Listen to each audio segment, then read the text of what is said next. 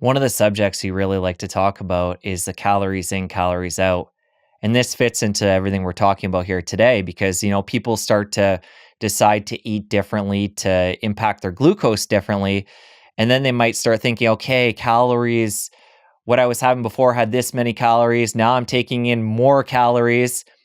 The way that you emphasize people eat to their benefit, to benefit their glucose spikes, is actually consuming more calories.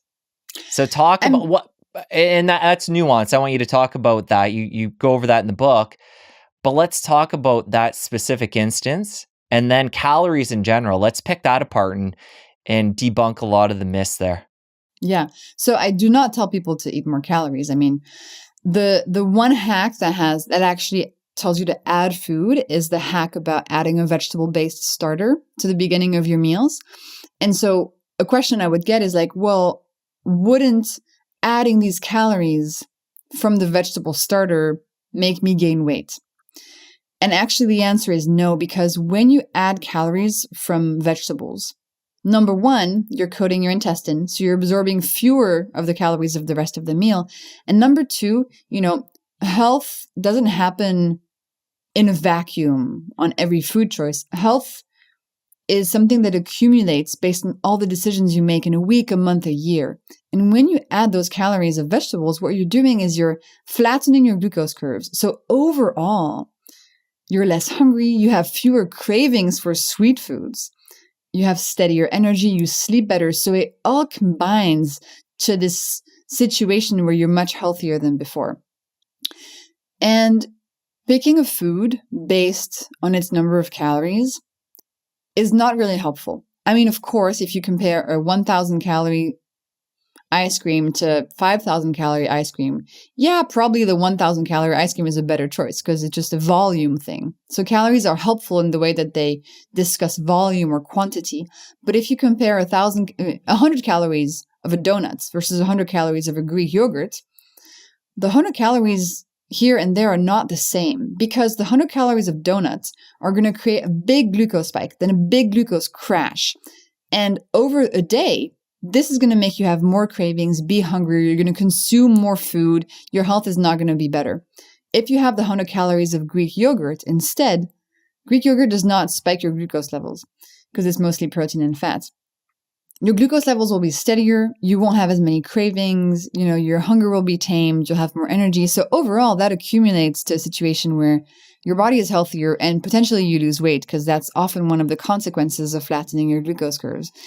So yeah, just thinking about calories, I think is really quite outdated. I want to teach people about the molecules in the food so that they have that information to make decisions based on. When it comes to the molecules in the food, you talked about Greek yogurt there. A lot of people these days in the health and wellness space avoid dairy, or at least cow dairy. I'm curious on your thoughts. Is that something that you've researched? And this is outside the glucose perspective, but just people being sensitive to that. Yeah, so there are a lot of people who are lactose intolerant. So for those, obviously it's not a good option. But if you're able to find, high quality dairy, it's a really good source of protein, really good source of fat. I personally go for cow's milk. I mean, I was on the almond milk train for a while, but then I was like, environmentally, it's kind of shitty. I mean, there's pros and cons to everything, for sure. But from what I've seen, high quality dairy, whole milk, good source of protein and fat, not a huge deal from my perspective. But if it doesn't agree with you, definitely, listen to your body and make choices based on that.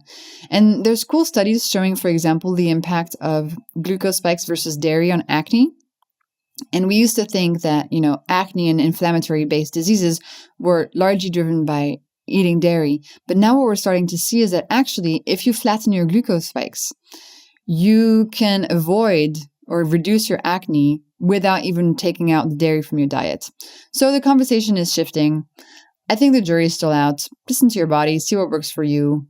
I'm not going to tell you to drink or not drink dairy or whatever you want, but yeah, for me it works.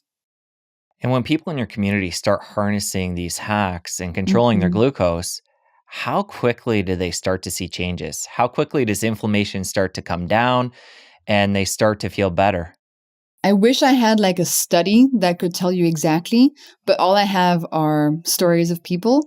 So I can tell you many people see improvements within a day. They have more energy, they don't have cravings, they sleep better, they wake up, they're finally refreshed after all these years of waking up feeling really crappy. And then, of course, benefits compound. So over a week, you might see that your energy is really improving. You might see your skin clearing up over a month.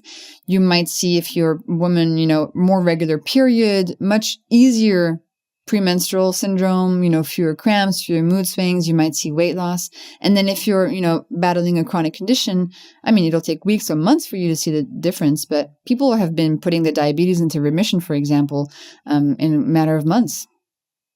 And when somebody say they have diabetes and they start taking on these hacks, I'm assuming, and you do talk about this in your book, so I'm actually sure you do stand behind this.